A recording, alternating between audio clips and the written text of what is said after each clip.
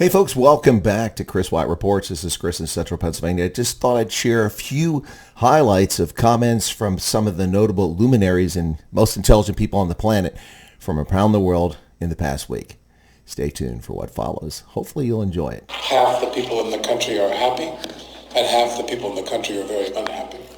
It's a very difficult time in the United States. In Springfield, they're eating the dogs, the people that came in. They're eating the cats. They're eating... Basically, I am not, if you stole it from rich scum, by all means keep it and sell it. Next category of questions received a lot of attention from our members, and that is diversity, equity, and inclusion. Sir, there's a widespread desire to incorporate DE&I across the American landscape.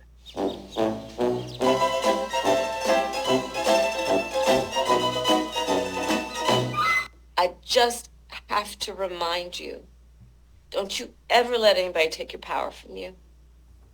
You have the same power that you did before November 5th. And you have the same purpose that you did. And you have the same ability to engage and inspire.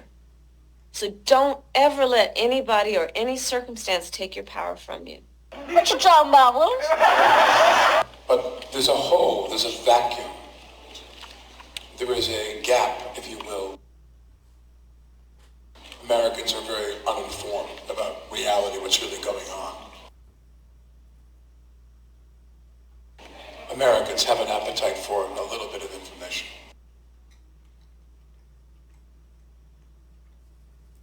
You know, Italy has seen fascism.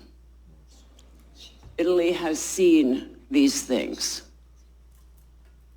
You guys, you understand what happens. You have seen this before.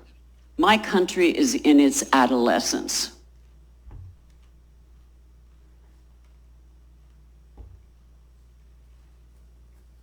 Adolescence is very arrogant. Adolescence thinks it knows everything. Adolescence is naive and ignorant and arrogant.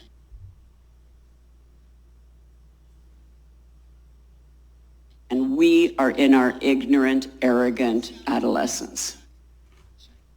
We haven't seen this before in our country. So Americans who don't travel, who 80% don't have a passport, who are uneducated, are in their extraordinary naivete. I want to reassure every single resident that I am committed to do all we can to keep our community safe.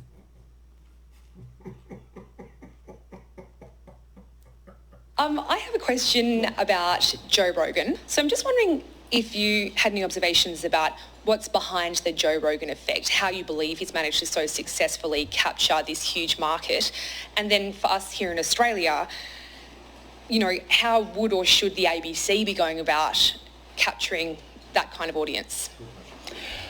Look, I'm not sure that I'm the right person to respond to that question. You got that one right, buddy. I think people like Mr. Rogan prey on people's vulnerabilities. They prey on fear. They prey on anxiety. They prey on all of the elements that contribute to uncertainty in society. I personally find it deeply repulsive. And to think that someone has such remarkable power in the United States is something that I look at in disbelief. Jesus Christ. We will no longer be a pawn in someone else's game. It's time for Africa to reclaim its sovereignty. I can't afford a taxi. Get a job. They're eating the dogs, the people that came in. They're eating the cats. They're eating the pets of the people that live there.